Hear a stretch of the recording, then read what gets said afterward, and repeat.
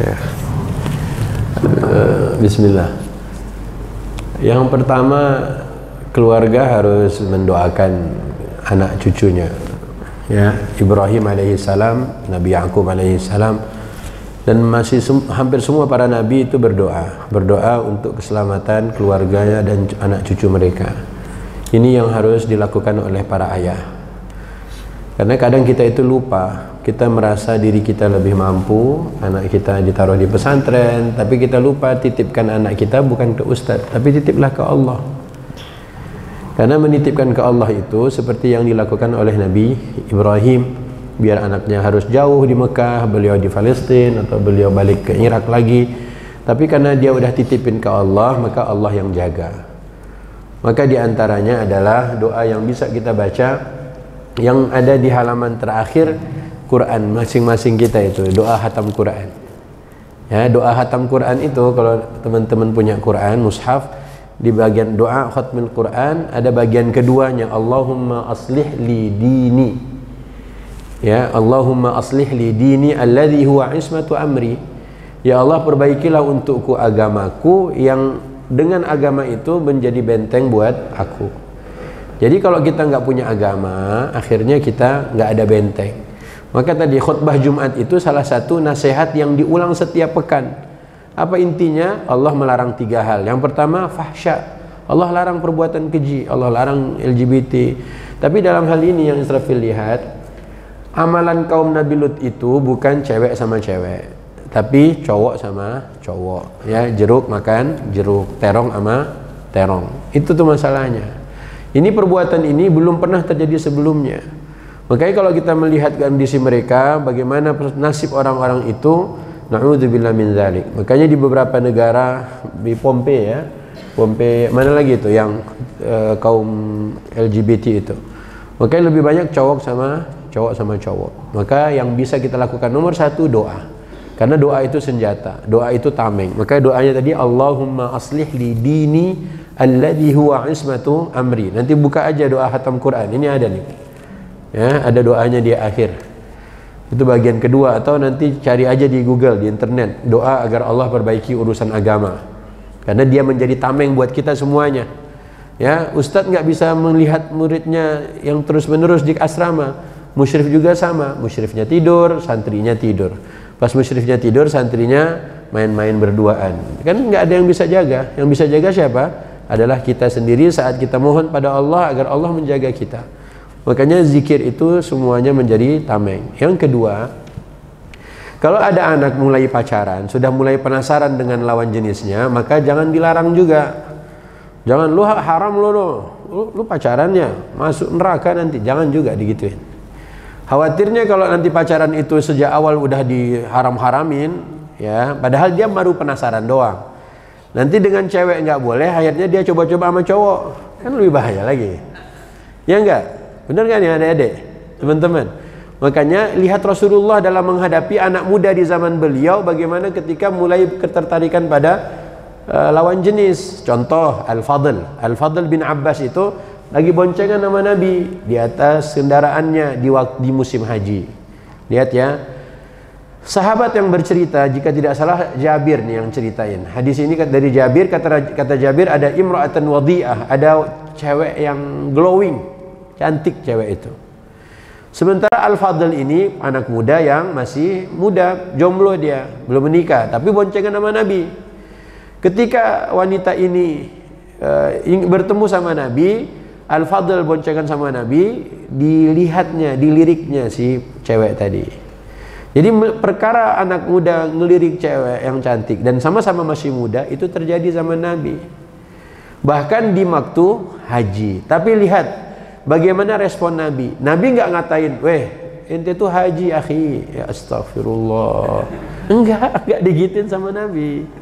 Tapi diapain sama Nabi? Nabi tutup mukanya aja, dihadang aja penglihatannya, biar dia dapat arahan dari Rasulullah, jangan dilihat lagi. Coba kalau wanita itu tidak cantik, dari mana si perawi itu bercerita ada imra'atan wadiyah, ada wanita cantik? Berarti yang meriwayatkan hadis ngelihat cewek itu juga, ya kan?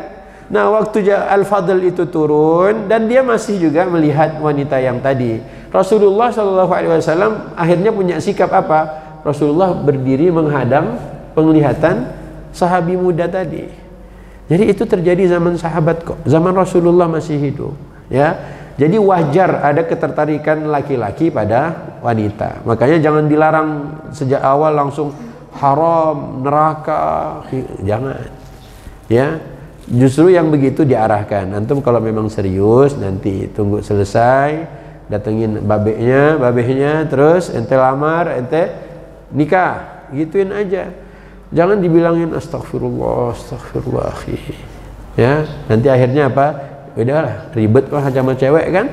Asrama putri jauh, ya. Ya udah, cari teman sekamar. Cowok sama cowok, gampang, nggak kedeteksi. Na'udzubillah min dzalik. Maka satu doa, yang kedua tolong diarahkan.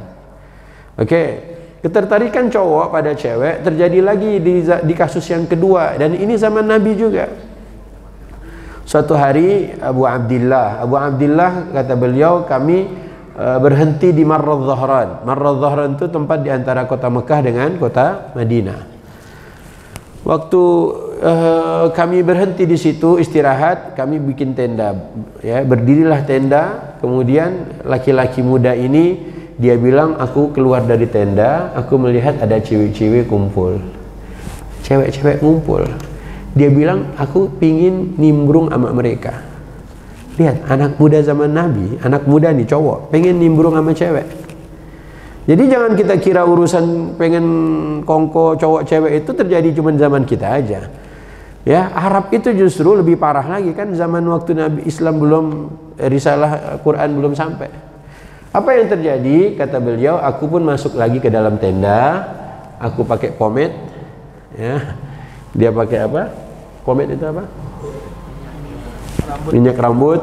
dia bagusin rambutnya, kata beliau. Kemudian aku pakai sabuk. Ya, ini cowok nih, masih muda, belum nikah. Gara-gara pengen nimbrung sama kelompok grup cewek-cewek tadi, ciwi-ciwi itu, dia bagusin penampilannya. Terus dia bilang, aku pun keluar dari tenda. Waktu aku keluar dari tenda dan aku nimbrung sama, bergabung dengan kelompok ciwi-ciwi tadi, aku terciduk sama Rasulullah SAW. Dia bilang, waktu aku gabung, dan Nabi bilang, ya Abu Abdillah, Abu Abdullah, ente ngapain di situ? Ya, akhirnya dia salting gitu kan, salah tingkah. Terus dia bilang, jamalun di syarud. Dia bilang, ya Rasulullah, anak punya tali onta itu hilang. Ya, mungkin ada di sini. Mana tali ontanya? Karena terciduk sama Nabi, akhirnya apa? Dia salah tingkah, kemudian dia ngomong nyari tali onta yang hilang. Padahal nggak ada tali onta hilang. Akhirnya dia pun ikut Rasulullah gara-gara terciduk tadi. Kemudian Nabi buang hajat dan Nabi lempar selendangnya, ditangkap oleh Abu Abdillah. Ya, jadi Nabi itu memperlakukan anak muda kayak antum ini itu nggak terlalu serius-serius banget. Dalam artian nggak terlalu apa? Saklek. Nabi paham kok, ya. Kalau kami kan yang udah tua-tua udah pernah merasakan bagaimana istri dan seterusnya. Kan yang muda-muda belum. Mau dicoba-cobain belum istrinya. Ya, mau dicoba-cobain ya cuman di HP doang. Akhirnya halu gitu kan, lihat cewek cium HP-nya, ente lihat. Terus akhirnya tadi kan. Nah, kalau itu yang terjadi, bagaimana respon Nabi? Lihat kayak tadi ya. Si laki-laki ini ketika nimbrung sama grup wanita itu dan terciduk oleh Rasulullah SAW, akhirnya sesudah dia nemenin Rasulullah SAW buang hajat, Nabi berwudu, kemudian dia bilang air bercucuran di janggut Rasulullah SAW. Kemudian Rasulullah bertanya padaku, Assalamualaikum ya Abu Abdillah. Abu Abdullah, tali ontanya bagaimana? Sudah dapat? Nabi nanya lagi, ketemu belum tali ontanya? Dia diam langsung. Ya, gara-gara ditanyain kayak gitu, nggak mungkin dia jawab seperti yang tadi lagi kan? Akhirnya dia juga berkemas, kemudian keesokan harinya melanjutkan perjalanan ke Madinah. Kata beliau, waktu aku berjalan menuju Madinah, Rasulullah nanya lagi, tali ontanya gimana? Udah ketemu? Wah, dia diam, kata dia. Kemudian aku mempercepat perjalananku menuju Madinah. Sampai di Madinah aku nggak ke Masjid Nabi lagi. Kenapa dia nggak ke masjid Nabi? Kenapa? Takut diapain? Ditanyain lagi. Ini gara-gara apa semuanya? Gara-gara tadi terciduk anak cowok nimbrung gabung sama kelompok cewek-cewek.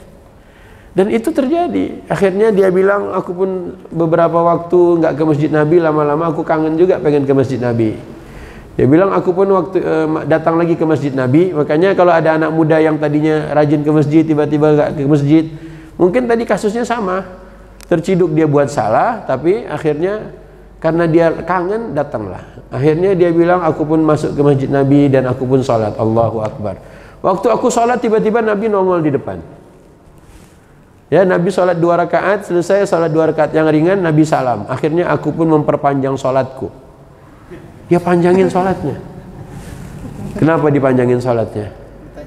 Takut ditanya lagi. Padahal Nabi cuma nanya apa? Tali ontanya gimana? Gitu doang. Nabi nggak nanya macam-macam.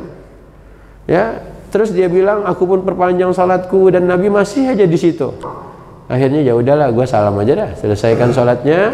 Assalamualaikum, assalamualaikum warahmatullah. Kemudian Nabi SAW mengatakan, wahai Abu Abdullah, silahkan kau perpanjang sholatmu, aku akan tetap menunggumu sampai selesai. Akhirnya dia datang ke Rasulullah, ya Rasulullah, semenjak aku masuk Islam belum pernah terjadi ada kasus tali onta saya hilang. Jadi kenapa dia terciduk dan kenapa dia berbohong? Gara-gara tadi, gara-gara cewek. Kemudian apa yang dilakukan Rasulullah? Rasulullah memegang dadanya, kata Nabi, rahimakallah, rahimakallah, rahimakallah. Kemudian kata Abu Abdullah, tsumman saraf. Kemudian Nabi pun pergi. Jadi Nabi hanya mendoakannya lagi. Kata Nabi apa? Semoga Allah tetap melimpahkan rahmatnya untukmu, wahai Abu Abdullah. Siapa nama sahabat ini? Nama sahabat ini Khawwat bin Jubair. Silahkan aja nanti dicari lagi di internet. Khawwat bin Jubair. Khawwat bin Jubair ini terciduk gara-gara apa? Kata beliau, semenjak kasus itu aku tidak pernah lagi berbohong. Dan Nabi tidak pernah sedikit pun mengatakan, lu bohong ya? Lu bohongin gua. Enggak. Nabi enggak pernah marah-marahin Khawwat.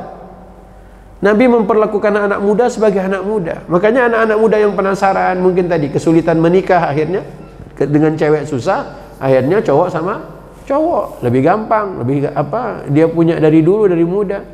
Makanya sikap kita tadi, kalau kata Ustaz Haidar, Dr. Haidar bilang tadi, dia kurang kasih sayang, KKS. Ya, dia nggak dapatkan KKS itu, kasih sayang itu. Akhirnya dia temukan dari lawan, dari sesama jenisnya, atau dari kakak kelasnya, atau dari yang lebih tua, dari senior darinya. Maka kita khawatir. Kalau kita mau, doa sudah kita lakukan, agama sudah kita mohonkan pada Allah agar menjadi tameng, supaya ke depan kita semakin baik. Maka memperlakukan orang yang bersalah seperti tadi pun jangan terlalu seperti kita langsung bilang neraka apa enggak. Ya, kalau dia masih muda, tolong diberikan edukasi.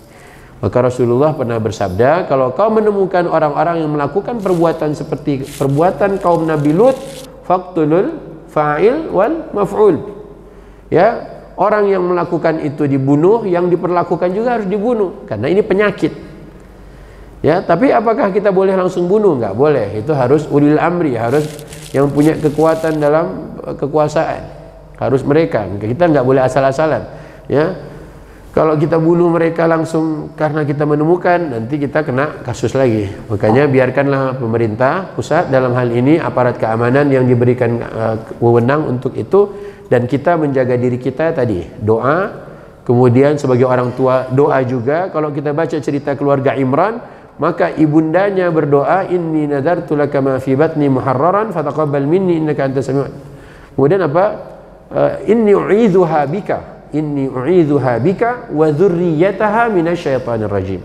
Mohon pada Allah semenjak anak itu masih kecil agar Allah lindungi dia dan bersama keluarganya, keturunan-keturunannya dari syaitanir rajim, syaitan yang terkutuk. Karena memang syaitan yang demen gitu-gitu. Ya, pengen lihat aurat kita dibuka, aurat kita terbuka, dan seterusnya. Maka doa, kemudian doa lagi, silakan tadi doa yang di khatam Qur'annya agar agama menjadi tameng.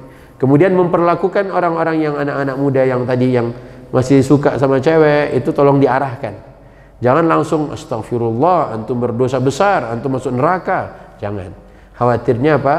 Gara-gara dia dihalang bersama untuk berkomunikasi dengan cewek, akhirnya dia komunikasinya sama cowok. Tadinya dia lebih demen sama cewek, gara-gara dia dilarang malah suka sama cowok. Maka ayat yang kita bisa buka diantaranya adalah An-Nur ayat 58. Itu yang cerita tadi, tolong dijaga 3 waktu. Itu dari kecil. Kata Allah, lam yablughul hulum, orang yang belum sampai waktu dia baligh, itu harus dijaga. Jadi jangan kita bilang masih kecil, enggak. Kalau hadisnya umur 10 tahun, kalau di Quran An-Nur 58 itu, anak-anak yang belum balik agar supaya tidak asal nyelonong masuk kamar orang tua. Di waktu kapan? Min qabli salatil fajar, sebelum salat subuh, kemudian di siang hari waktu melepas pakaian, kemudian sesudah salat Isya. Dan ini semua waktu-waktu yang aurat, disebut waktu aurat. Maka tolong dijaga. Aurat ini penting nih. Ya, makanya kalau kita udah dewasa, kita harus tundukkan pandangan.